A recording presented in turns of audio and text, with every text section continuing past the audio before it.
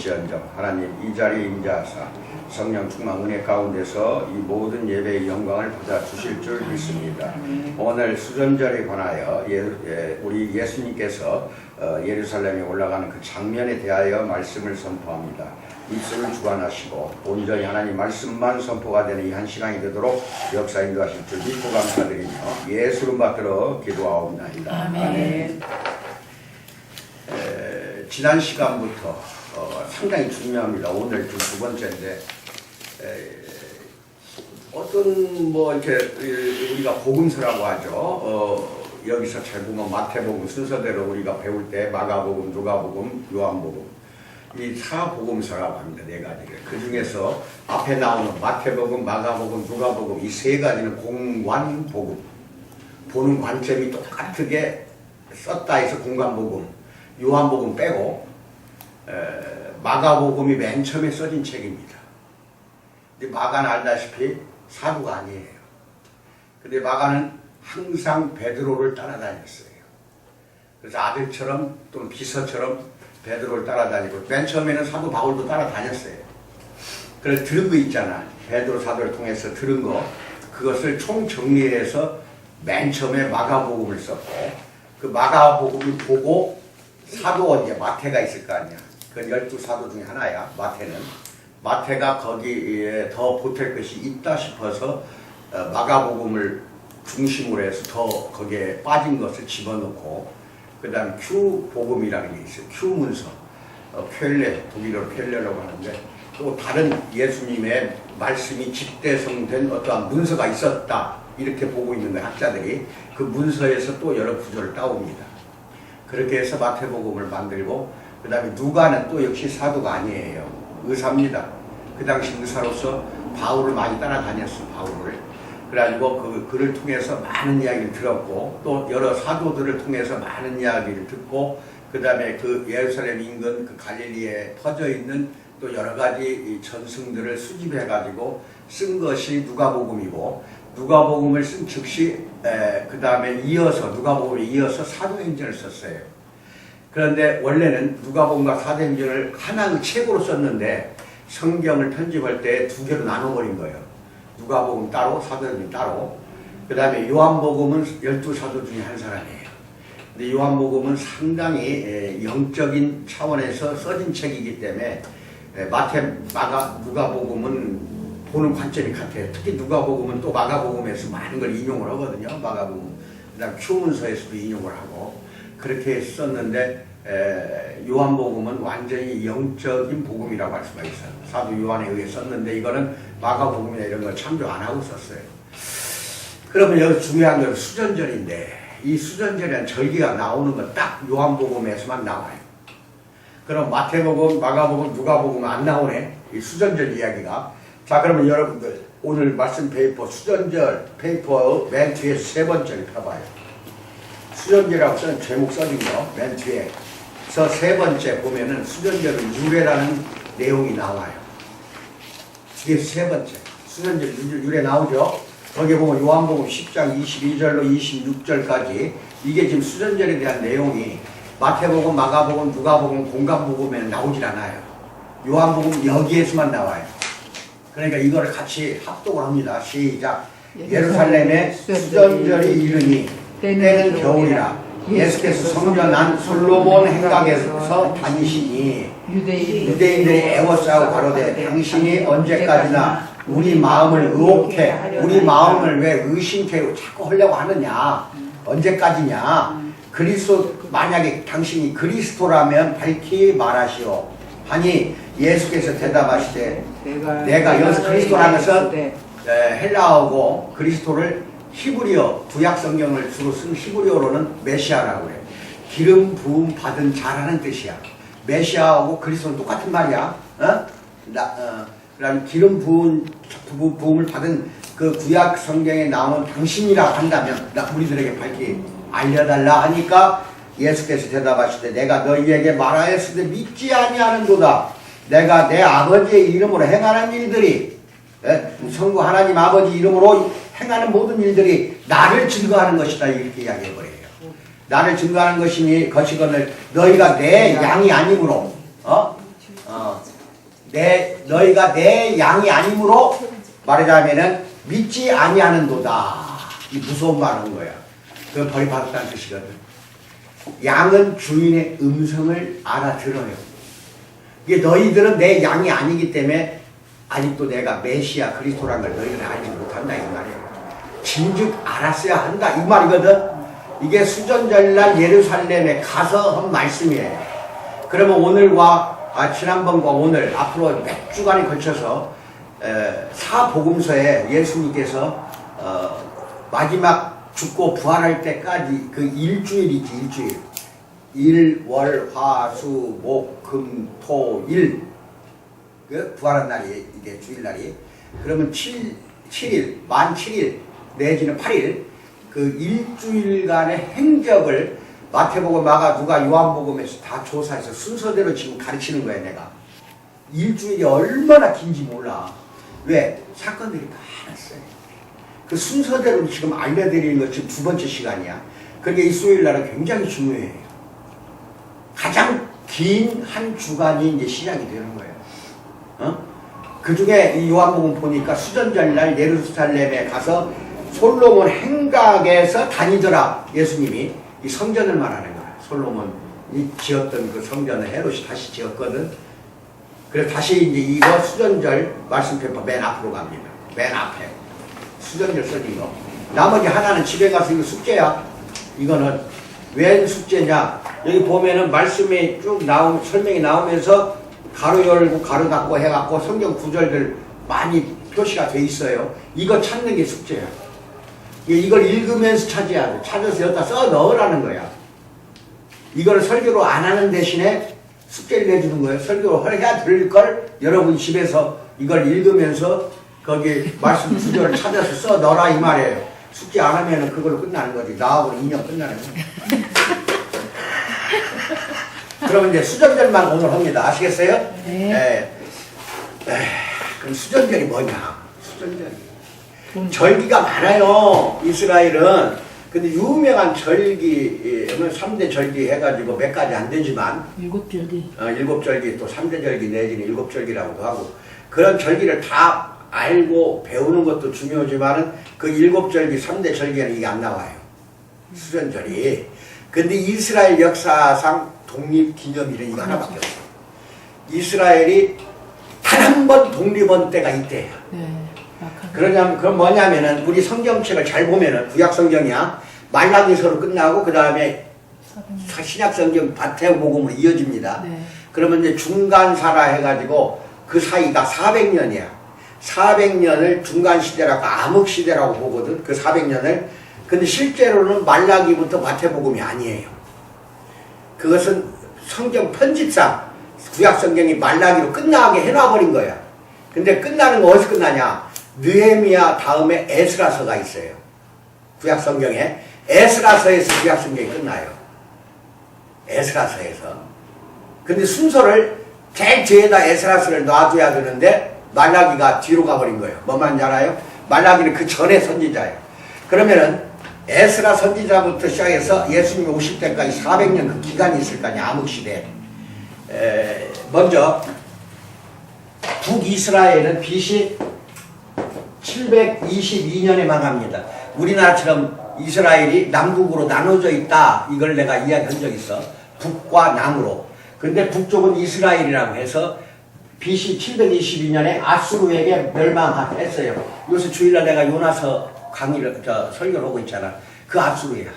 722년에 아수르에 넘어가 버렸고 멸망당했고 그 뒤에 BC 586년에 남쪽 유다 땅은 바벨론에 멸망당해서 포로로 다 끌려가갖고 70년 이상을 바벨론 땅에서 살아요.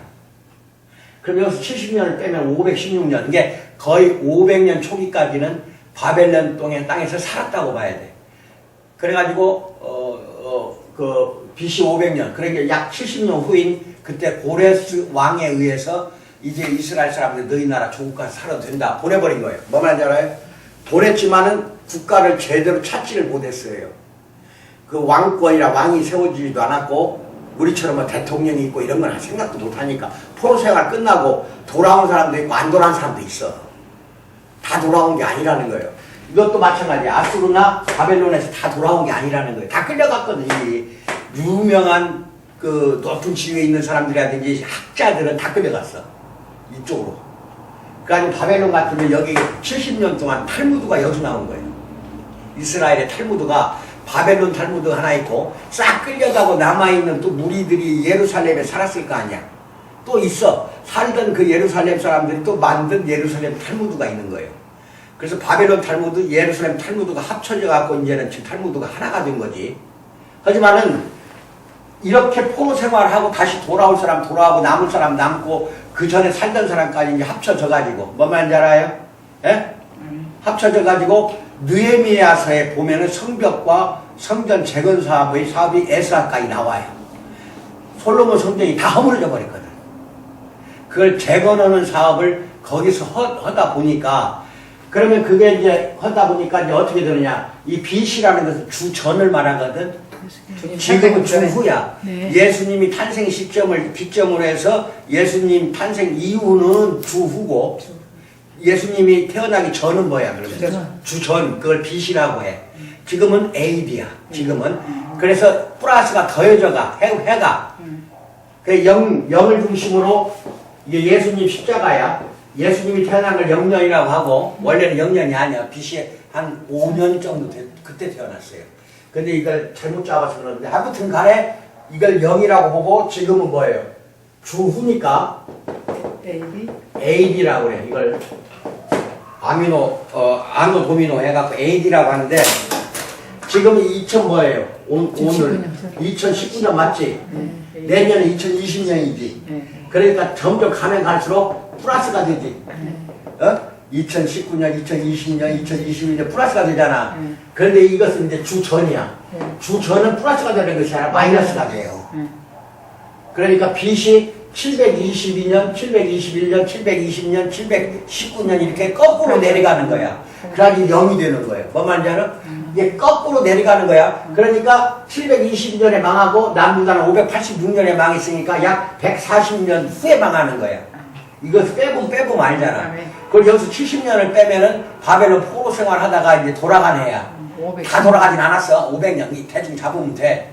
그런데 중요한 건 BC 332년이나 4년에 그리스, 다른 말로는 헬라야. 헬라. 오늘날 그리스에 걸출한 영웅이 나타나. 그게 알렉산더예요. 알렉산더 대왕이 예루살렘 이스라엘을 무너뜨렸고 그런 게 했다 복도 없어. 봐봐라. 330년 잡고 바벨론에 포로로 끌려가고 500년경에 돌아왔는데 500년 빼게 해봐. 170년도 안 돼갖고 또 망한 거야. 그리스한테. 점령당했다니까. 근데 알렉산더에 의해서 알렉산더에 의해서 예루살렘 이스라엘만 점령당한 게 아니라 이집트까지 다 무너지고 알렉산더 대왕이 인도까지 쳐들어갔다니까. 그게 오늘날 말하면 사우디아라비아, 이란, 이라크까지 다 먹어버린 거예요. 그리스가. 그리고 인도까지 쳐들어가려고 하는데 거기서 열병으로 죽어버린 거예요. 나이 한 30세 이쪽 저쪽에 알렉산더가. 죽고 나니까 그 알렉산더 밑에 있는 장군들이 3명이 유명한 것들이 있어. 그래가지고 알렉산더가 차지했던 크나큰 영토를 3 장군이 각각 나누어서 지배하기 시작해. 다스리기 시작해. 그럼 예루살렘도 이스라엘이지. 이스라엘도 그 장군 하나가 다스렸다고 보면 돼. 뭔 말인지 알아요? 다스리다 보니까 이게 엉망이거든. 막 성전을 더럽히고 막 난리를 치고 할례를 금하게 하고 안식일도 못 지키게 하고 난리를 피니까 그게 얼추 BC 168년이나 그 정도 됐죠. 이 168년 정도 됐을 때 그러니까 예수 태어나기 한 160년 전. 예수 태어나기 한 160년 전에 막 그렇게 억압으로 하니까 반란이 일어나. 유대인들이 다 뭉치는데 하스몬 왕조, 이거 왕조 이름이고 가문은 마카비 가문이야. 마카비 가문에 세 아들이 나타나. 이 가문에서 마카비 가문에 세 아들이 나타나는데 그 중에 하나가 유다야. 이름이. 그 유다를 중심으로 뭉쳐가지고는 혁명을 일으켜버려요. 그래서 그리스로부터 독립을 선언을 해버려요. 그래서 더럽혀진 성전부터 정화를 시켜. 그리고 완벽하게 나라가 되찾는 거야. 이것은 BC 164년이나 3년 됐어 그랬어.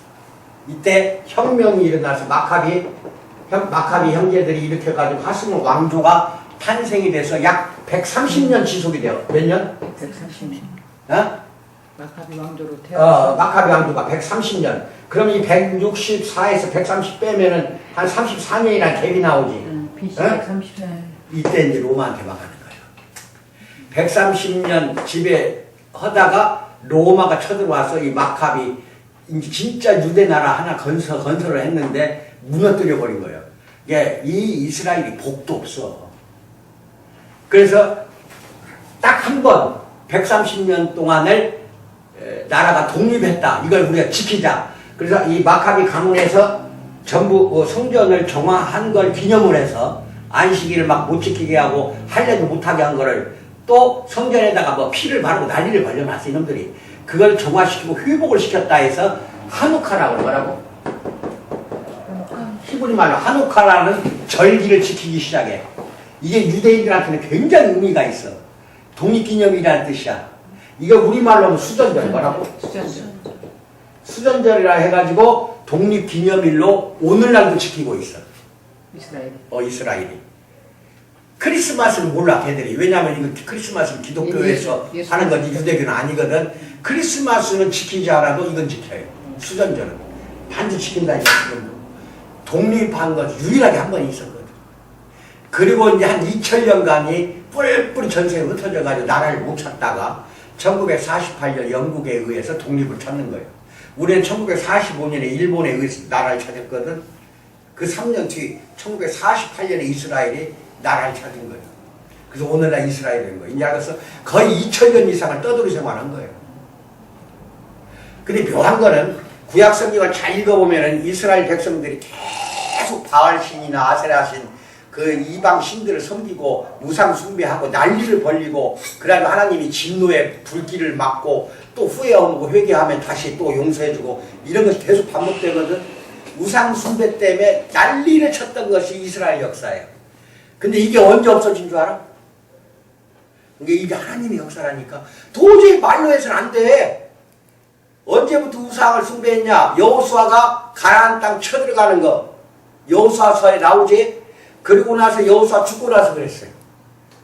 가나안 땅에 그것들 다 죽여버렸어야 되는데 원주민들은 안 죽이고 같이 살다 보니까 원주민들이 지켰던 바알신이나 아세라신 이런 뭐 사람을 또 태워버리는 신들 할 것이 많은 신들이 이방 종족들이 너무 많이 살 7종족이야 7종족. 걔들이 믿던 신을 그대로 따라서 믿었어. 이것들이 하나님도 믿으면서 그 짓거리 한 거예요.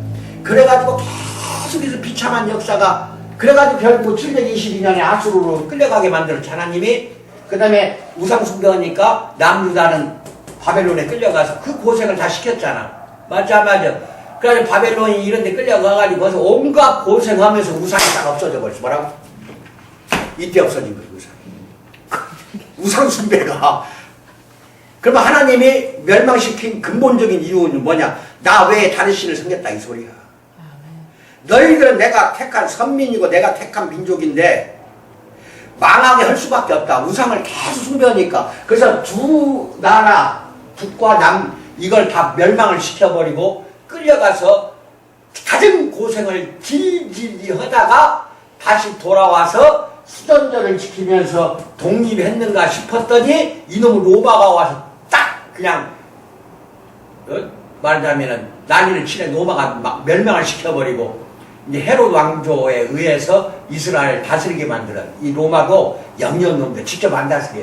총독만 갖다 놓고 다스리는 건 너희들끼리 다스려라. 하도 복잡한 놈들이니까 유대민족은. 그래서 나타나는 게 헤롯 왕이야. 헤롯 왕. 그래서 헤롯 왕에 의해서 다스리다 헤롯 대왕이 죽고 나서 아들 3명이 또 갈릴리 지역, 예루살렘 지역, 어디 지역 3군데로 쪼개서 아들이 3군데가 다스렸던 거예요. 근데 예수님이 태어나서 동방박사 찾아올 때 그 동방박사 3사람이 찾아간 게 그 헤롯 대왕이야. 아버지 대왕이야.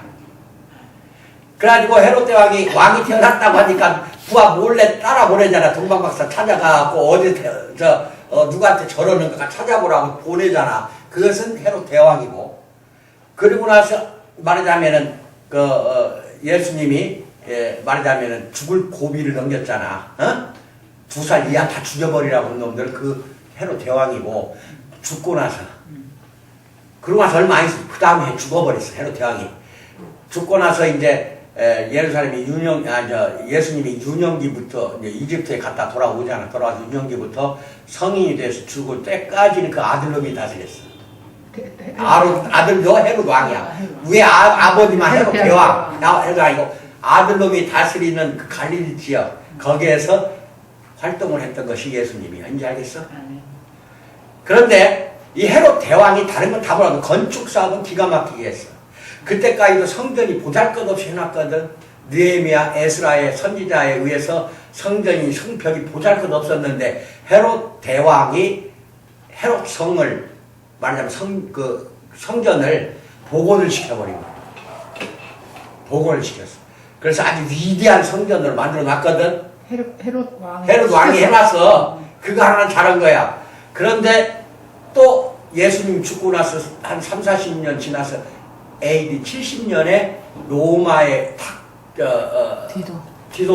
티토라고 해. 디도 장군에 의해서 예루살렘 성전이 철저히 파괴돼가지고 AD 70년이야. 지금 2019년이지. 빼기 70년 해봐. 지금까지도 서쪽 벽만 있어. 지금까지. 동서남북은 다 없어지고 성전 없어지고 성벽도 다 없어지고 돌 위에 돌 남기지 않고 망하리라. 언덕에서 아래 내려다보면서 내가 너희들을 암탉이 병아리 굶듯이 너희들 얼마나 내가 많이 품어줬냐 물자라 하면서 예루살렘아 성전에 그들이 돌 하나도 남기지 않고 무너지리라. 돌 위에 돌 하나도 남기지 않고 무너지리라 예언하고 나서 죽었잖아. 그러고 나서 얼마 안 있어 70년에 다 무너져 버린 거야. 지금까지도 복원을 못하고 있는 거야. 이제 알겠어? 이런 것 등등은 역사야. 역사 속에서 예수님이 살았기 때문에 역사를 모르고 성경을 읽으면은 아무것도 못 찾아. 더군다나 지금 말한 수전자 한우카에 대해서는 요한복음에 딱 한 번 나와. 아까 읽었잖아. 요한복음 10장에서 읽었잖아. 맨 처음에 우리가 수전절날 겨울에 예루살렘으로 올라갔다는 게 나와. 그 솔로몬 행각에 돌아다녔다는 것은 헤롯 왕이 만든 그 성전에 다녔다. 거기서 거닐었다는 거야. 왜? 자기 집이거든. 성전이 누구 집이라고? 예수님이 집. 그렇지. 하나님의 집이니까. 결국 예수님의 집이잖아. 거기를 거닐더라 하는 게 그거예요. 그래서 수전절에 대한 내용을 오늘 좀 다 못해요. 설명을 이 많은 거를. 그러니까 나머지는 쉽게 내가 이거 수전절 이건 정말 쉬워. 이건 어려워. 뭐라고? 이건 여러분이 이해하기에는 조금 어려워. 근데 이 수전절은 이해하기가 좋아. 굉장히 쉽게 써놨어. 무슨 말인지 알죠? 이게 제가 읽어나가면서 설명을 합니다만 다 못한다는 거. 나머지 다 읽어봐요. 자, 그러면은 가장 긴 일주일 중에 여기는 언제냐? 장소가 어디냐? 예루살렘 성전 왕궁의 행각이다. 그러니까 이렇게 생각하면 돼. 성전이 있고 성전 위에 헤롯 왕궁이 있었어. 왕궁. 거기 행각에서 장소가 이루어지고 시간은 32년. AD 32년. 몇 년이라고? AD 32년. 32년 겨울이야. 예수님은 AD 33년 4월에 죽어. 몇 월 달에? 33년 4월 3일에. 그러니까 이때부터 33년 4월까지 일주일이라는 게 일주일 기간만 나와. 성경에는. 그 AD 이게 32년 겨울에 수전절을 지키기 위해서 예루살렘 간 장면이야, 지금. 그 이제 날짜를 잘 기억해. 그리고 다음에 AD 33년 4월에 말하자면 우리가 부활절 지켰지, 이번에. 그것이 벌어지는 거예요. 그런데 내가 지난번에 뭐라고 그랬어? 부활절은 원래가 AD 33년 4월 3일. 4월 며칠이라고 했어, 내가? 3일. 4월 3일 이날이 금요일이라고 그랬지. 네. 이게 우리말로 하면 음력이에요, 음력. 이때가 만월, 보름달 뜨는 날 잡힌 거예요. 천문학자가 찾아낸 게 이날이야. 근데 이날이 음력이기 때문에 해마다 우리가 부활절 지킬 때마다 날짜가 바뀌어, 안 바뀌어? 바뀌어요. 4월 첫째 주, 어떤 때 둘째 주, 이번에는 셋째 주 했잖아, 부활절을. 그 이유가 이게 보름달 기준으로 했기 때문에 그러는 거예요. 뭔 말인지 알아? 아, 네. 이것은 지난주에 내가 했던 거니까 기억 잘 해두고, 지금 특히 여러분들은 지금 목회 사역을 하기 때문에 이게 지금 중요해서 내가 찾아가지고 해드리는 거예요. 어? 아, 네. 그러니까 잘 기억해두고, 어디서 언제 설교를 하더라도 제대로 하라는 거예요. 알고 오고 모르고 오는 거 틀려. 그래서 이렇게 찾아주는 거예요. 일주일 기간이 얼마나 많은지 몰라, 분량이 지금. 제대로 배워요. 그거 봅시다. 요한에 따르면 예수님은 32년 겨울에 수전절 지키려고 예루살렘으로 돌아오셨어요. 이게 이전처럼 이번 방문에도 충돌과 위험으로 점철됐어. 하지만 분위기는 더 조용했고 은밀하기까지 했어. 이게 충돌도 있고 위협도 있었지만은 아직까지는 예수님을 그냥 죽일 정도까지는 아니었다. 제자들은 말할 것도 없었다. 어쩌면 혼자만의 이때 여행이 있는지 아까 요한복음 10장 22절인가 뭐 읽었잖아. 16절부터 그 부분은 잘 보면은 제자들이 안 나와요. 그냥 예수님이 홀로 성전을 거닐었다 해서 나와. 제자들과 같이 거니는 게 아니라. 그걸 잘 기억해도 제자들은 그분이 어디 가셨는지 알지 못했을 것이다 이 말이야. 왜? 마태복음, 마가복음, 누가복음에 안 나오거든 이게.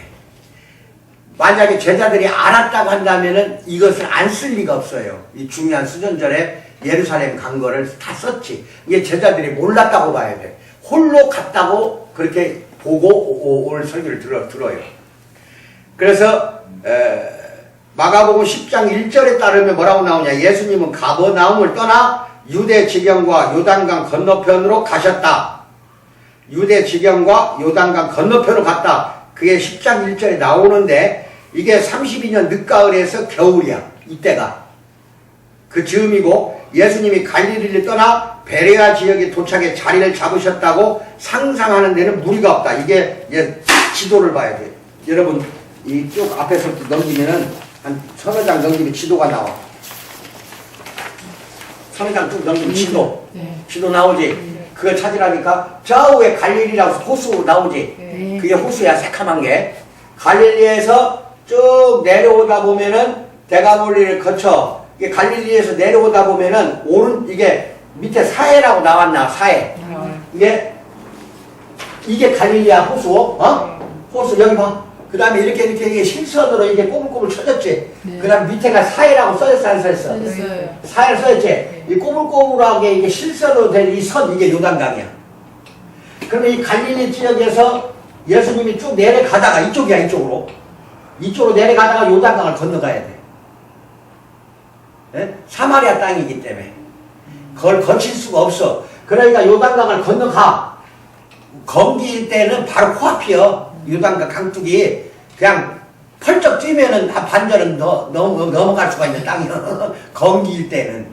우기일 때는 막 요단강이 얼마나 넘치는지 몰라. 그러니까 이게 건너갔어 안 건너갔어? 그럼 밑에가 베레아라고 써있어. 봐봐. 네. 오늘날 요르단 땅이야. 베레아 써있지? 네. 여기에 가서 머물다가 가을쯤 가가지고 여기서 가을쯤 가서 겨울까지 여기서 머물다가 이 요단강을 다시 건너가면 예루살렘 있어 바로. 있어요. 예루살렘 찾아. 있지? 네. 이리 갔을 거다. 수전절 지키려고. 뭔 말인지 알아? 네. 가을에 도착해서 겨울쯤 해서 다시 요단강을 건너가 버린 거야. 그래서 예루살렘 간 거야. 이제 이걸 기억을 하고 머릿속에 놔두면서 들어요. 다시 봐요. 그럼 처음으로 다시 돌아가. 그러고 나서 예수님은 수전절 지키려고 베레아에서 예루살렘으로 이동했던 것인데 주님이 예루살렘에서 함께 지낸 사람들은 갈릴리에서부터 따라온 사람들이 아니라 제자들만 이제 같이 따라온 거예요. 12제자만. 뭐 말하겠어요? 그리고 수전절은 안티오코스 에피파네스 이게 이제 말하자면 그리스의 황제야. 그리스의 그 예루살렘을 이스라엘 다스리던. 그래가지고 성전을 더럽혔다. 이게 뭔 말이야 이게. 아까 막 할례를 금하고 안식일 금하고 성전을 더럽혔다고 했잖아. 그것이 주전 165년 12월인데 이 성전을 다시 봉헌한 것을 기념하는 절기. 이게 165년 12월에 이때 회복을 한 거예요, 성전을. 그래서 이게 이제 수전절이 이게. 이게 수전절이야. 그 다음에 에피파네스는 유대인의 종교를 박멸하려고 했던 그리스의 왕이었다 이 말이야. 뭔 말인지 알아요? 그가 행했던 가장 극단적인 시도는 성전에 이방 제단을 세웠어, 이놈이. 그러니 유대인들이 다 벌컥 일어나 버렸지. 하나님 섬기는 성전에다가 이방 신을 갖다 제단을 만들어 버렸다니까. 그래가지고 결국은 그리스를 쳐버린 거예요, 마카비 가문이. 그래 독립을 해버린 거 아니야. 아마도 제우스 성상에 자기 얼굴을 아마 입혔을 것이다. 그리스가 가장 주된 신으로 섬기는 게 제우스 신이거든. 이 행위로 말미암아 마카베오 전쟁이라고 했지. 이걸 다른 말로 마카비 전쟁. 아까 내가 마카비 가문이라고 했잖아. 똑같은 말이에요. 마카베오나 마카비나. 마카베오 가문이 이스라엘을 독립시키고 성전을 정화하고 회복하려고 했던 사건이다. 이게 수전절이야. 그래서 요세푸스 수전절을, 요세푸스는 누구냐면 이스라엘 고대사를 썼던 장본인이야. 이스라엘 역사가인데 이 사람 없었으면 오늘날 이스라엘 고대 역사는 사라졌어. 참 묘한 게 이게 열심당원이었어. 예수님 당시에. 그래서 예수님 죽고 나서 봉기를 일으켜 열심당원으로서 로마에 들고 일어났거든. 로마에 들고 일어나가지고 그것이 그 촉발이 돼가지고 AD 70년에 예루살렘 성전 다 무너져 버렸거든. 그때 포로로 잡힌 거예요. 잡혔는데 워낙 문필가라, 워낙 잘 그 기술을 잘하니까 로마 사람들이 살려준 거야. 그러니까 나는 유대 역사를 좀 역사책을 쓰고 싶다, 도와달라 이런 거예요, 로마 정부에게. 요세푸스가 고대 역사를 써야 되겠다 하니까 그 써라 하고 그게 준 거예요. 써쓰라. 내 방에도 이 유대 고대사가 있어요. 이 사람이 쓴 책이. 이 책이 없었으면은요 1세기에 전혀 몰라. 그 당시에 이스라엘을 까막눈이 될 뻔했다니까. 뭔 말인지 알아? 그러면 요세푸스는 그래서 자기가 쓴 역사책에 뭐라고 하냐, 수전절을 포타라고 했어. 이 포타는 히브리 말인데 빛의 절기 이런 뜻이야. 그래서 할렐이라는 납비가 있었어. 유명한 납비인데 이 사람에 따르면 명절, 수전절 첫날 등잔 하나가 켜져. 그 다음날 날마다 하나씩 더해가면서 모든 등잔이 켜지는 축제가 이게 수전절이에요. 그래서 빛의 축제라고 해. 독립을 기념하기 위해서 등잔을 켜는 거예요. 하루에 하나씩. 그 다음날 또, 그 다음날 또.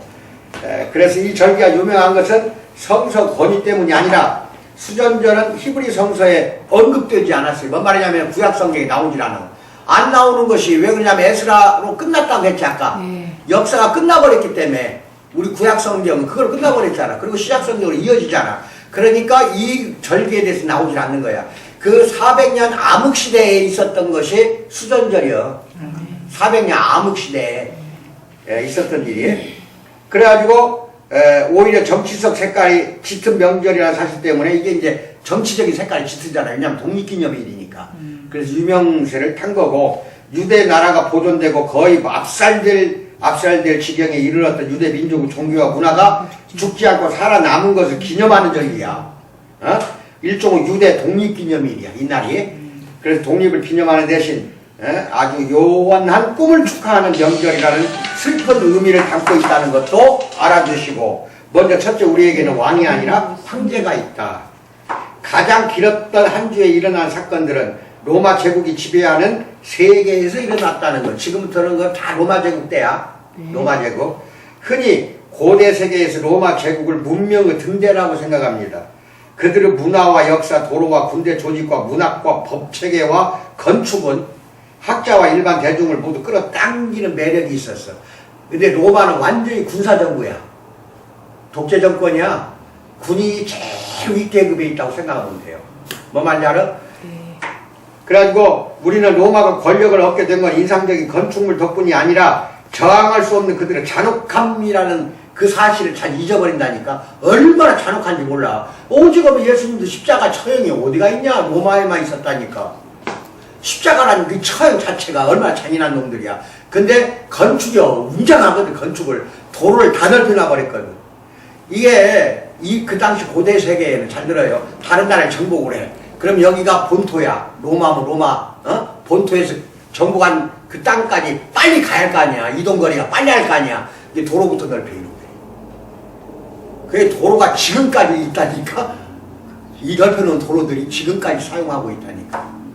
이게 정복자들을 다스리기 편하게 하려고 한 거지, 그 나라를 생각해서 한 게 아니야. 예를 들어 우리나라 일제 36년 기간에 넉 빠진 정치인들은 일본이 우리를 발전시켰다. 이건 거짓말 중에 수악한 거짓말이야.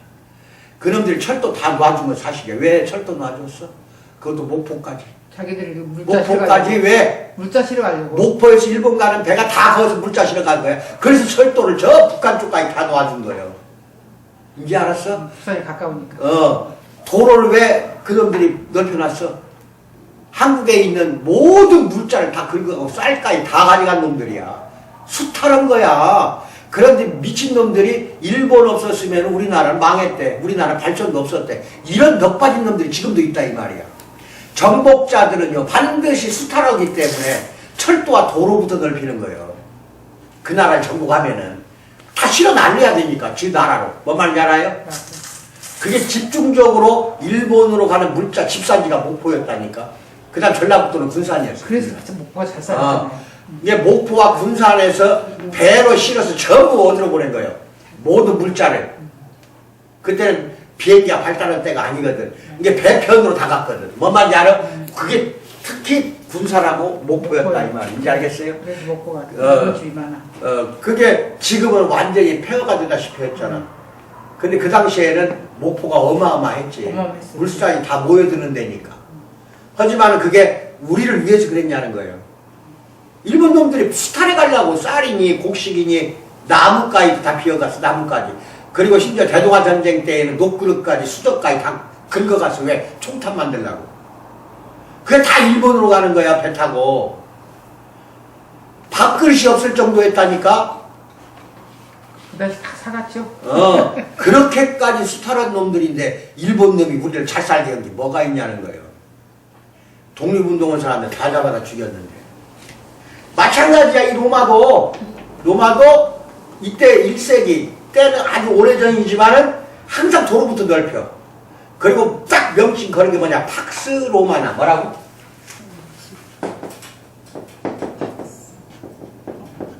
팍스 로마나라고 자칭 지들이 이렇게 내걸고 난리야. 이게 뭐냐? 모든 평화는 로마로 통한다 이거야. 그러니까 유럽 전체를 점령하고 영국까지 점령했잖아. 유럽 전체를. 그런 애들이야. 이집트까지. 네? 한 장 넘겨. 그것도 알아. 네로가 그 당시 로마에 네로 왕이 연설한 것이 정치가 누키우스 세네카가 연설가이면서 철학자야. 이 사람이 썼어요. 연설을 한 거를. 그 뒤에 한 장 넘겨 뭐라고 했냐. 눈 하나만 깜빡하면 그냥 칼 다 뽑아들었다는 소리인데 뭐 칼로 다 쳐버린다 이 말이거든.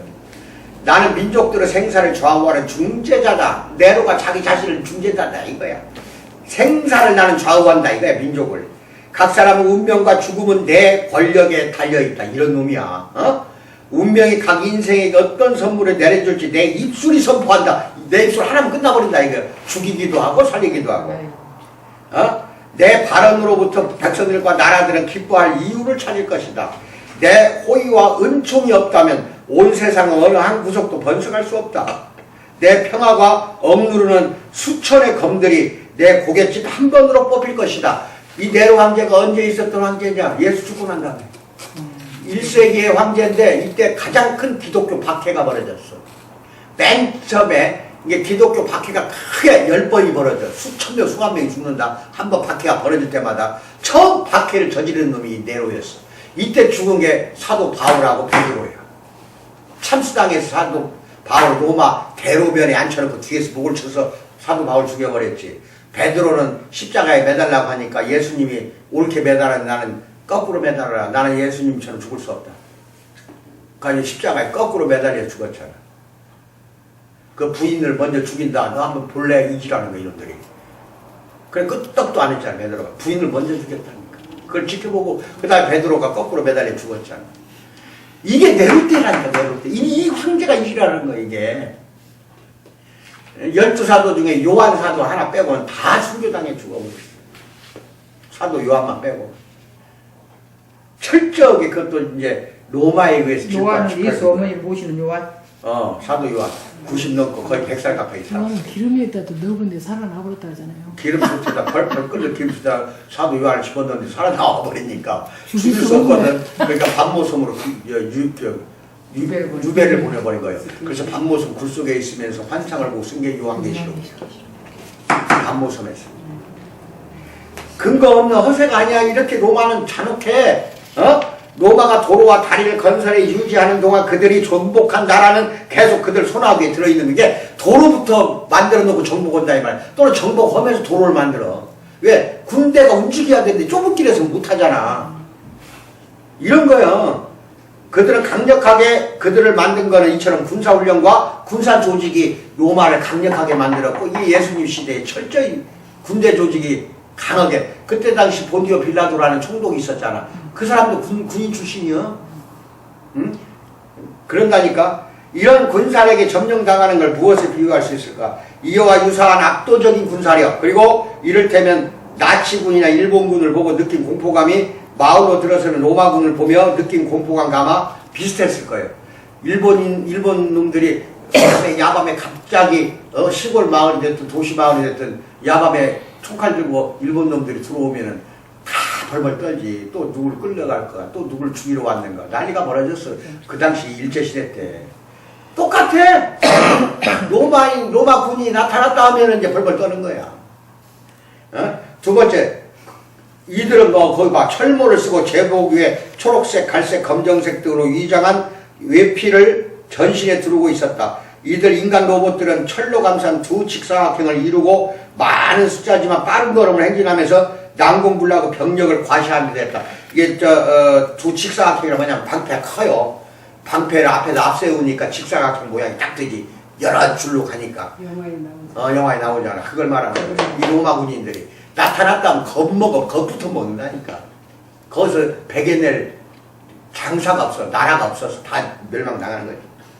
그래서 점령당한 사람들은 그 의미를 알았다 이 말이야. 로마가 어떤 편의도 제공하지 않는 것은 아니야. 가장 넓은 지역을 점령한 제국답게 사회 기반 시설이 이제 향상되지. 야, 자기들 편하게 살라고 한 것이지. 그 식민지 국민들을 위해서 사회 기반 형성을 한 게 아니야. 아까 내가 일본 놈들 이야기했잖아. 철도 넣고 도로 넓힌 거 지그들 위해서 한 거지. 우리들 위해서 했냐? 절대 아니야. 일본이 1945년에 항복하고 물러갔잖아. 물러가고 나서는 그것 때문에 우리가 발전했다는 거예요. 이 미친 일본 잔재. 그것 때문에 우리가 발전했다. 그런 너빠 있는 일본 놈이 36년 동안 안 다스렸어. 우리 더 발전했어. 뺏긴 게 얼마야? 뺏긴 게 나라 벌거숭이가 됐는데 사는 것 같은 것도. 거기 넘어가지 마. 일본 놈들 그 좋아하는 일베들 있지. 이 자식들이 최대한 것이 지금 이게 문제예요. 지금 완전 일본 편만 들잖아 지금. 그게 뭐예요? 정치인들이 나라 일을 서름을 지들이 알기나 하겠어? 몰라. 일본인들이 발전시켜준 줄 알아. 그거 아니야. 그거 알면 큰일 나요 정말로. 그래서 하지만 그것은 어디까지나 상상을 뛰어넘는 많은 피와 눈물을 흘린 대가다. 타키투스가 무시무시한 언어로 로마의 관행을 받아들이지 않는 영국인들 묘사한. 그래서 로마의 평화를 두려워하는 종족들이 나온다. 즉 철모를 쓴 사람들이 오는 것을 두려워하는 종족과 사람들이 있었다는 거예요. 근데 그 중에 일부 영국도 지배했거든. 로마가 배 타고 거기까지 건너갔어요. 영국까지 지배했지만 영국 그 일부 종족은 두려워하지 않는 종족도 있었다 이거예요. 두려움이 핵심이었다. 로마가 다스리는 세계에서 생명을 이어가려면 끊임없이 두려움이 속삭이는 소리를 들으며 하층민으로 우리는 그 당시 사람들은 살아야 했다. 꼬박꼬박 세금을 내고 자기 처지를 잘하는 한 무사할지도 모른다. 하지만 일단 선을 넘는 순간 로마는 무자비한 폭력으로 다스릴 것이다. 그런 폭력에는 어떠한 보상도 따르지 않았다. 로마는 국가 차원에서 항상 정복한 적들에게 전쟁은 전적으로 너희들 잘못이라는 인식을 강요를 했다니까. 너희들 때문에 전쟁이 한다 이거야. 그때 예수님이 태어났으니, 그리고 그 잔인한 놈들에 의해서 십자가에 못 박혔으니 이 사회 배경을 알고 들어가라고. 예수님 그 복음서 읽을 때에는. 에? 그래서 지역 차원에서도 민간인에게 어떤 보상도 해주질 않았어. 군대가 전적으로 법 위에 군림하는 로마 안에서도 역시 마찬가지야. 로마 안에서도 군인이 항상 법 위에 있었어. 군인이 최고야, 군인. 예? 그래서 우선 혜택은 모든 군인에게 돌아간다는 점, 그 다음 민간인은 감히 군인에게 맞설 수 없다는 거. 혹시 두들겨 맞았어. 그럼 또 입을 다물어야 돼. 재판장에 가봐야 저 군인한테 두드려 맞고 억울해서 재판장에 가잖아. 지고 온다니까. 감히 치안판사 앞에서 부러진 이나 시퍼렇게 멍들어 부어오른 얼굴이나 의사가 가망 없다고 한 그 눈을 보이지 못할 것이다. 보였다 하면 지가 지는데 어떻게 이게 가지도 못해 군인한테 얻어 터지고도 말을 못하는 거예요. 이런 세상을 겪었어. 이런 세상을. 한 장 넘겨요. 로마에 사는 로마인들도 그 사정은 마찬가지였어요. 지방에서는 법률 소속은 최종 중재인이 항상 군대 소속은 지방장관이야. 변호사도 군대 출신이야. 근데 무슨 뭐 할 말이 있어. 민간인에게도 재판 기회가 거의 없고 고대 로마 그리스 철학자 겸 저술가 플루타르코스는 냉철하고 정직하게 이렇게 밝혀요. 그 뭐라고 밝히냐. 당신이 제국의 총독이나 지방장관이 통치하는 나라에서 관직에 오른 자라면 당신이 직위에 자부심이나 자신감 갖지 말라는 거예요. 왜? 군인은 군화가 네 머리 위에 떨어질 테니 말이다. 이 군인이 네 위에 있으니까 지방장관이라고 자랑하지 말라는 거예요. 뭐 말인지 알아? 군인을 그렇게 해가지고. 그 다음에 쭉 읽어봐요. 그 당시 이제 로마에 대한 거니까. 그 다음에 밑에 보면 파란 걸로 이게 사선으로 쳐놓은 게 있지. 파란 글씨. 그 밑에. 랍비 가말리엘이야. 가말리엘이 이런 말을 했어. 이게 누구냐면 가말리엘. 이게 내가 알려드리는 거예요. 사도 바울 스승이야. 사도 바울이 개명하기 전에 사울이었잖아. 나는 히브리인 중에 히브리요. 가말리아 문화생 중에 수제자였어. 그게 나와요, 성경에. 이 랍비 가말리엘이 이런 말을 한 거예요. 사도 바울이 스승이야. 뭐라고 했어?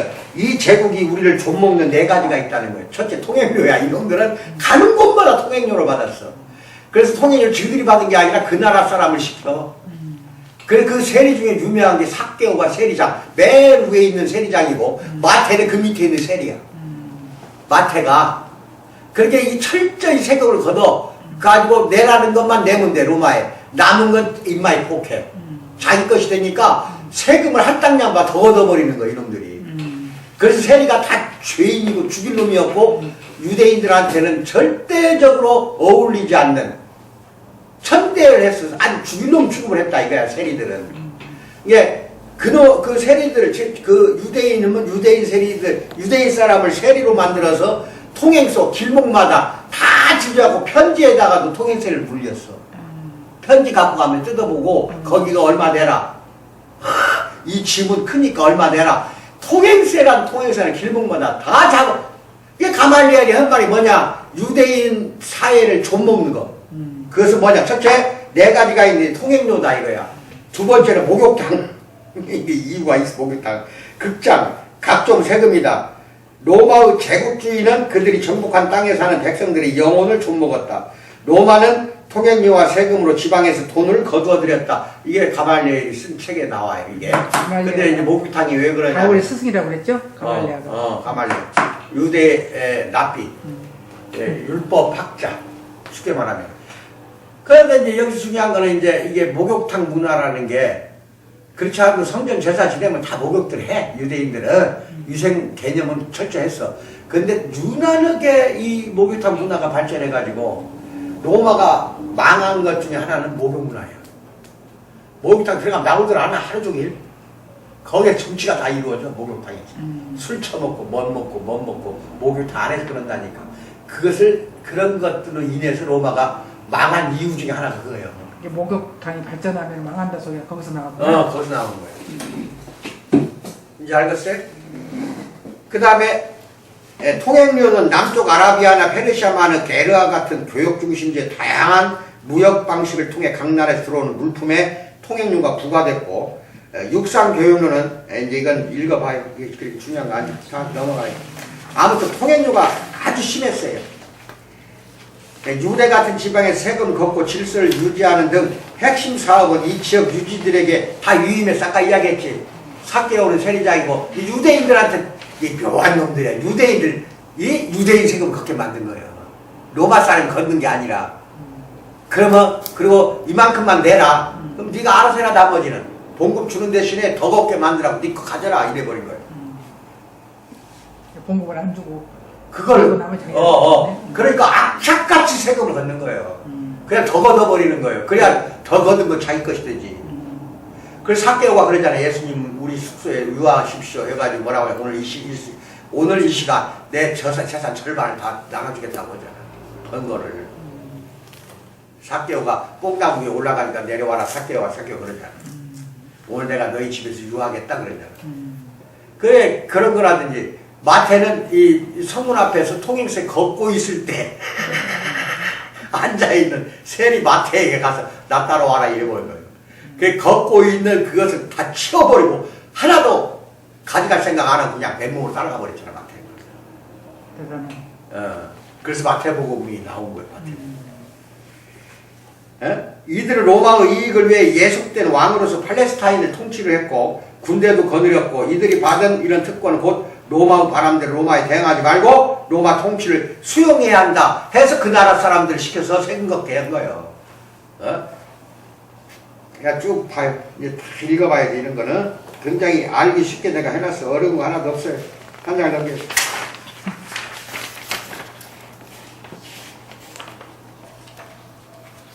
또 넘깁시다. 한 장 또 넘겨.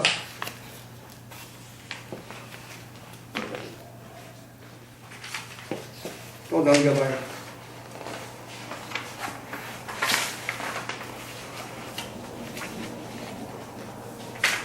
계속 넘겨. 5번 나로 인해 실족지 않는 자는 복이 있다. 찾았어요? 네. 여기서부터 좀 봅시다. 2번 방문은 예수님이 사람들을 공격하는데 기막힌 재주가 있음을 보여준다. 주님이 일단 입을 열거나 식사 자리에 앉으시면 사람들의 언짢아지기 마련이냐. 왜? 식사하는 곳마다 꼭 죄인들하고 같이 하거든. 그래 그걸 보고 있는 바리새인 또 사두개인 또는 서기관들은 굉장히 싫어하지.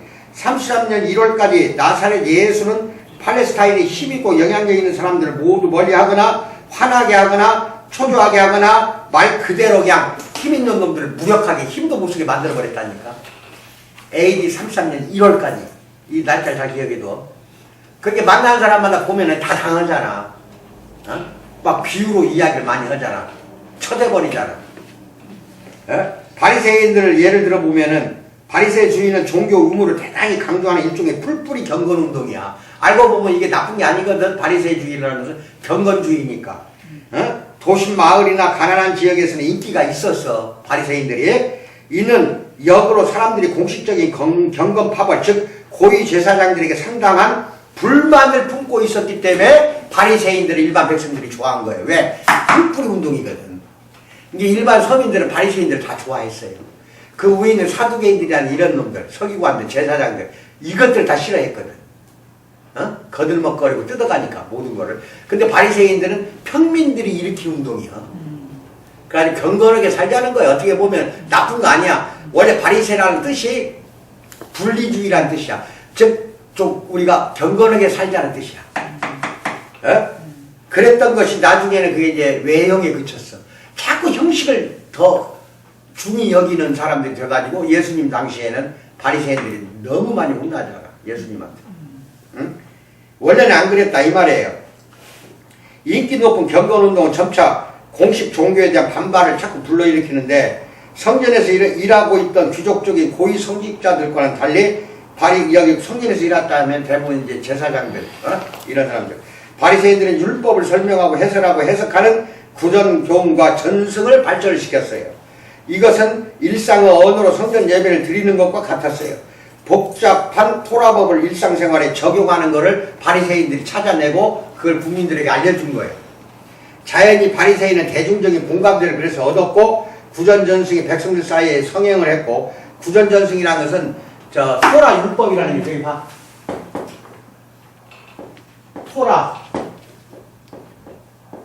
토라라는 것은 뭐냐면은 창출, 레민, 신 5권의 책이야. 이게 가장 중요한 거야. 이스라엘 사람들에게는. 그것만 지켜도 돼. 토라라에서 모세가 쓴 모세 5경을 말하는 거예요. 창출, 레민, 신 5권. 그런데 이거 외에 그동안에 몇천 년 지났잖아. 예수 당시까지. 그럼 구전으로 어른들이 입과 입으로 전해 내놓은 전승이 있었어. 이것까지도 막 지키려고 한 거예요. 구전 전승은. 토라에 나온 것이 아닌데도. 그게 구전 전승을 율법에다 자꾸 플러스를 시키는 거예요. 그러니까 언젠가 내가 이야기하잖아. 안식일 날은 몇 걸음만 나가야 한다. 몇 미터까지만 나가야 한다. 안식일 날 닭이 달걀 나면 먹어도 된다. 근데 닭은 말하자면은 안식일 날 노동을 했잖아. 알 낳는 노동을 했잖아. 안식일 날. 달걀을 먹어도 되는데 이놈을 잡아 죽여야 되거든요. 노동을 했으니까 죽여야 되거든요. 안식일 날이니까 못 죽이는 거예요. 그게 그 다음날 죽여도 된다 이렇게. 그 다음날 죽여버렸다니까. 이런 걸 다 지키려고 했습니다. 이게 아무것도 아닌 것도 그냥 구전전승으로 묶어버리는 거예요. 뭐 말하자면 그러게 이게 이제 울타리가 되는 거예요. 이게 지키지 못할 굴레로 씌워버리는 거예요. 굴레를. 그래 구전전승 그렇게 해서 그 험한 거예요. 그 아까 말한 토라 5권만 해도 충분했거든. 창출 레밋이 5개 나온 게 613가지예요. 율법이 613가지나 돼. 그런데도 그 지키기도 어려운데 구전전승까지 해서 1000몇백 개가 되어버린 거야.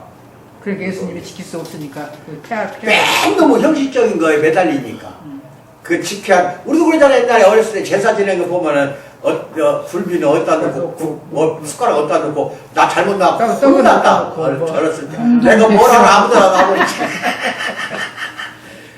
이런 걸 갖다가 하지. 내가 사람 나도 그냥 미치는 거야. 왜냐면 1년에 15번 가까이 13번 15번이거든 제사가.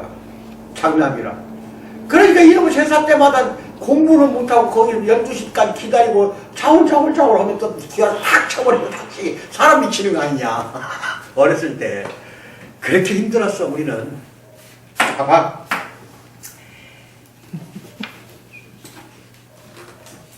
잠깐 여기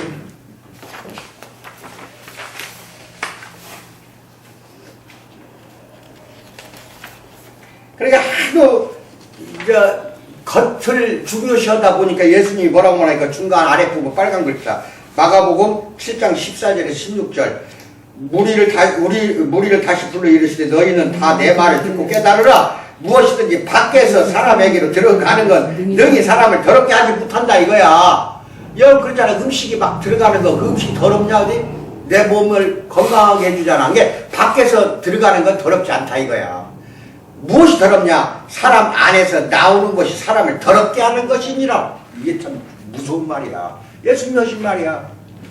안에서 나오는 것이잖아. 말 함부로 하고 상처 입히는 게 얼마나 많으며 욕하고 사람을 함부로 대하는 것도 다 입에서 나오는 거잖아. 이게 이런 모든 것이 더 다른 사람을 나나 다른 사람을 더럽히는 것은 안에서 나오는 것이다 이 말이야. 그게 뭐냐? 바리새인들 너희들 밖을 이렇게 생각하지 마. 네 속을 보라는 거야. 네 속을. 뭔 말인지 알았어 이제? 양심을 봐야지. 그 속마음의 양심이 더러워. 근데 더 중요한 거는 그 밑에 보면은 마르틴 행헬이라는 신학자가 뭐라고 말했냐? 예수님에게 토라는 아까 창출 레밋이 있잖아. 모세오경 더 이상 궁극적인 기준이 아니야. 예수님은 하나님이기 때문에 안식일날 뭐뭐 하는 거 이것도 안식일은 우리 위에 있는 게 아니다 이렇게 이야기하면서 해도 된다 이래버리잖아. 그러니까 토라에 철저히 지키라는 것도 바꿔버리잖아. 왜 바꿔? 하나님이기 때문에. 이게 토라 위에 예수님이 있지 토라 밑에가 있는 거 아니거든. 뭔 말인지 알아? 이게 율법 위에서 군림하는 분이라니까 이분은. 그러니까 그냥 바리새인들하고 사사건건 다 부딪힐 수밖에 없지. 내가 안식일의 주인이라고 해버리잖아. 내가 하라면 해라. 이렇게 하라면 이렇게 해라 이거거든. 인간 그런 말이 나왔을까? 인간이라면 그런 말 못하지. 그렇지. 그게 하나님이기 때문에 가능한 말씀이라 이 말이야. 그걸 잘 판단해야 돼. 이게 신의 산에서 모세가 받은 토라 위에 예수님이 계셨다는 거야. 한 장을 넘겨요. 또 한 장을 넘겨.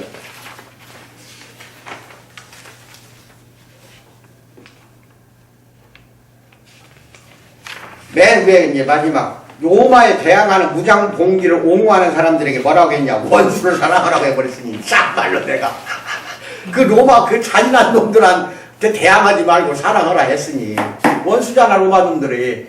사랑을 하시니까 이게 완전한 평화를 찾는 거예요, 예수님은. 이거 알아야 돼. 평화주의자야. 그 유대 사상이 샬롬이라고 하잖아, 샬롬. 그게 평화라는 뜻이야. 걔들은 우리가 안녕하세요? 이걸 샬롬, 샬롬. 그걸로 이제 서로 만나면 하거든.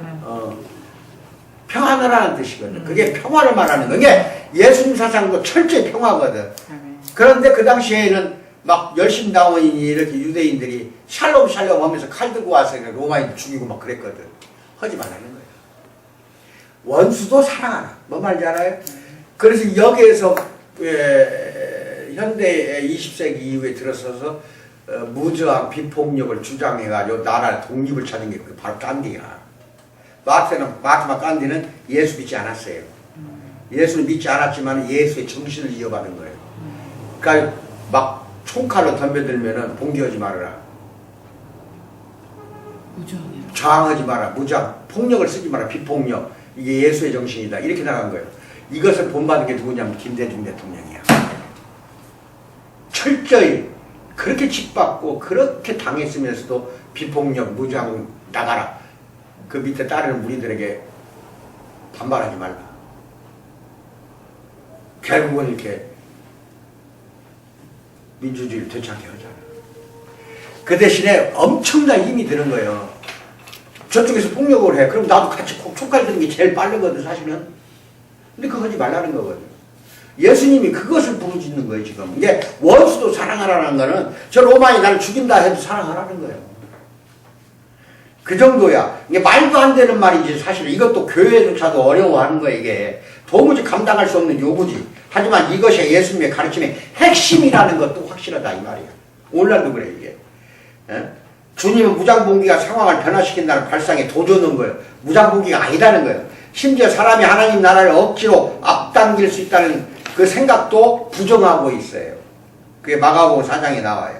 이런 정치적, 종교적 분파를 역동적으로 지지하거나 고수하는 유대인들은 아주 소수에 불과했음을 우리는 기억해야 돼요.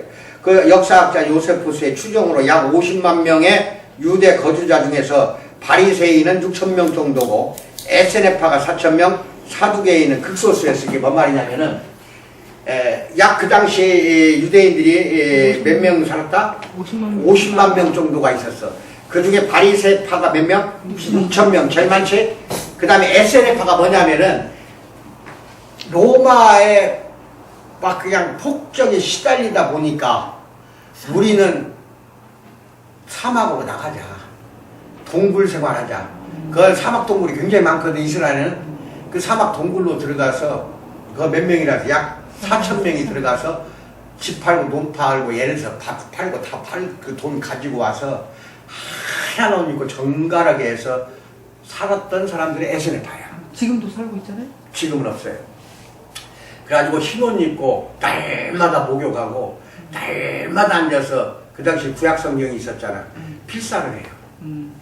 필사를 양피디 같은 데다 그거 하는 거예요. 그리고 의인이 오기를 기다리는 거예요. 뭔 말인지 알아? 그래서 거기에서 생활하는 에세네파가 약 4천 명이라서 대단히 많은 인간이잖아. 예, 많잖아. 그런데 참 희한한 건 이 사람들이 쿰난 동굴이라고 그래. 한 20개 이상의 동굴이. 거기에서 생활하면서 그 토기 항아리 있잖아. 토기로 만든 항아리에다가 필사를 쓴 성경들 다 거기다 꽂아놓고 그랬거든. 언젠가 한번 설명했잖아요. 쿰난 동굴에. 근데 1940년대인가 45년인가 그래요. 양 치던 목자가 양 한 마리가 없어져 버렸어. 그렇게 저 동굴로 간 거 아니냐. 산 중턱에 동굴이 올라가보면 있거든. 그 돌을 들어서 동굴에 던져버린 거예요. 높은 데 있으니까 동굴이 돌을 던져서 양이 있는 줄 알고 동굴에 탁탁 던지는 거예요, 돌을. 근데 쨍그랑 소리가 나거든. 항아리 소리 났지. 가서 보니까 항아리가 있는 거야. 그 양피기로 쓴 성경들이 그대로 있는 이사야서, 먼서 구약 성경들이 그대로 보존되어 있는 거예요. 대단한 걸 발굴한 거지. 그래서 에세네파가 존재했다는 그 뜻을 압니다. 그러니까 로마에 한 거 하느니 우리는 산속으로 들어가자. 옛날 말했던 중처럼 거 가서 우리는 고고하게 우리끼리 살자. 이게 에세네파야. 바리새파는 평민들 속에 들어가고 경건운동을 일으킨 거고, 바리새파는. 이게 SNF파도 이렇게 많이 있었다는 거. 근데 사두개인은 극소수였어. 이게 누구냐면은 사두개인과 바리새인을 비교를 해야 되는데 사두개인은 높은 그 귀족층이야. 사두개인. 그래가지고 로마의 편을 들어줬어. 그래서 로마로부터 빌부터 먹은 거야. 그러게 옛날 우리 일제시대에 일본 놈 달라붙어가지고 온갖 호화로운 생활하듯이 그런 인간으로 보면 돼. 로마로부터 말하자면은 그 호화로운 생활했던 그 극소수인데 사두개파가. 근데 이 인간들은 부활을 믿질 않아요. 부활. 천사도 안 믿어. 근데 바리새인들은 부활도 믿고 천사도 믿어요.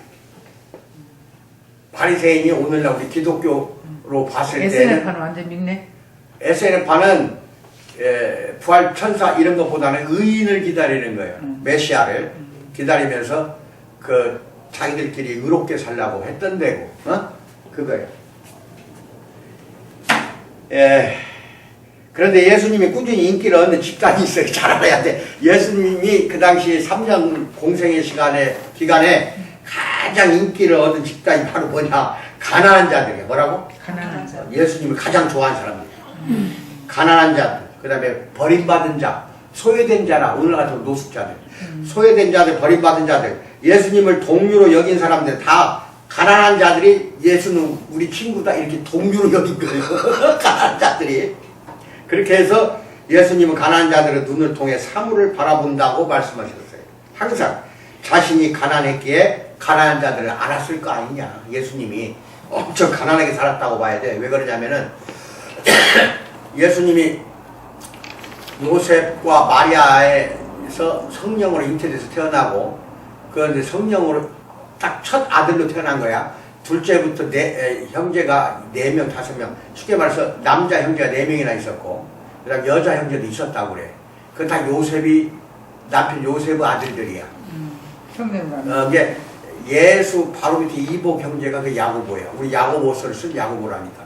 그럼 마리아가 그러면은 그 성령으로 낳은 거 예수 말고 그 요셉하고 결혼했으니까 이제 낳네? 애기를 낳아야지. 아. 그 애기 낳은 것 중에 사형제가 있다니까. 아. 그 중에서 2사람이 성경책에 나와. 그 하나가 야고보서고 하나는 유다서예요. 유다서도 예수 동생의 이복 동생.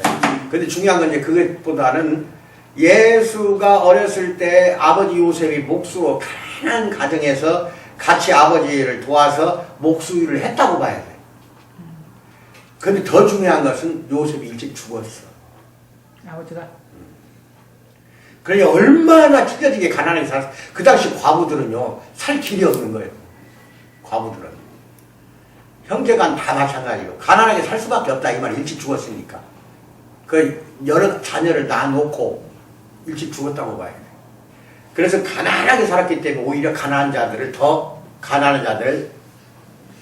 더 말하자면 사랑하고 보살폈지 않냐. 이렇게 어떤 신학자들은 이야기를 하고 있지만 내가 볼 때에는 예수님이 이 하늘을 찢어버리고 2000년 전에 이 땅에 내려왔을 때에는 소외되고 불쌍하고 가난하고 병든 자들 때문에 내려온 거야. 저 부유층들을 갖다가 좋아할 리가 없어. 왜? 그 당시 부유층들은 다 가난하고 소외된 자들 학대하면서 그것들 이용하고 등쳐먹은 것들이거든. 뭔 말인지 알아? 오늘날도 마찬가지야. 권력있고 돈 많은 사람 절대로 하나님이 받아들일 수가 없어요.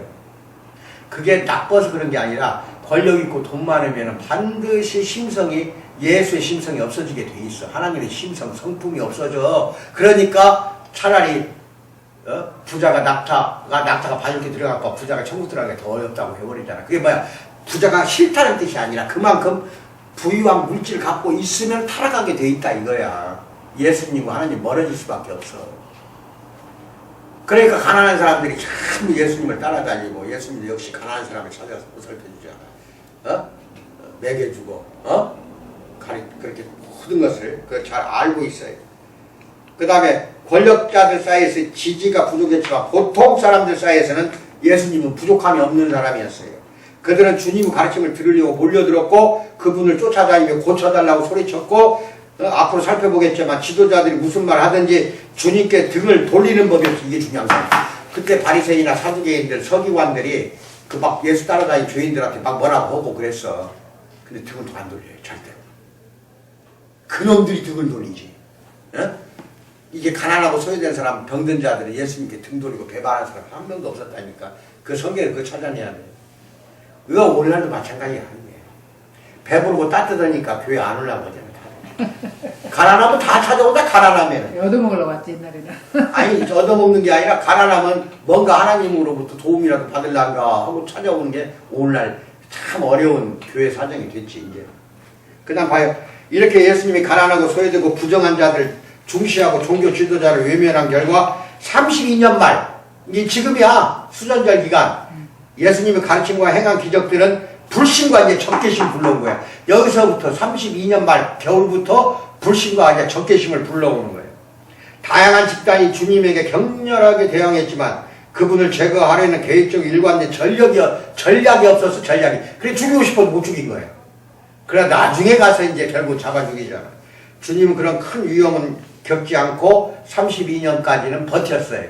그리고 드디어 33년 이른 봄 주님은 상황을 전적으로 뒤집는 참으로 괴로운 일을 행하더라. 대봉박도 다음 주 수요일 기대하시오.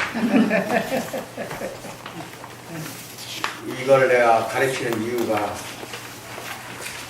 이제 제대로 배워서 교인들에게 제대로 알려주는 거죠. 그렇게 알고 나머지 다 읽어봐야 돼요. 내가 너무 많아갖고 빼버린 거니까. 왜 중요하지 않아서 뺀 게 아니라 중요한 거예요. 다 읽어보세요. 기도하겠습니다. 사랑의 하나님 아버지 참으로 감사합니다. 우리 사랑하는 성도들, 동역자, 사역자들 붙잡아 주시고 사랑을 보호해 주시고 어렵지 않게 해주시고 항상 창임을 치워주시고 여기간의 강건함과 명철과 지혜를 풍부하게 넘쳐 흐르게 하사 하는 것마다 온전히 하나님 영광을 위해 사는데 부족하도록 도와주실 줄 믿고 감사드리며 예수님 받들어 기도하옵나이다. 아멘. 주기도문 마칩니다.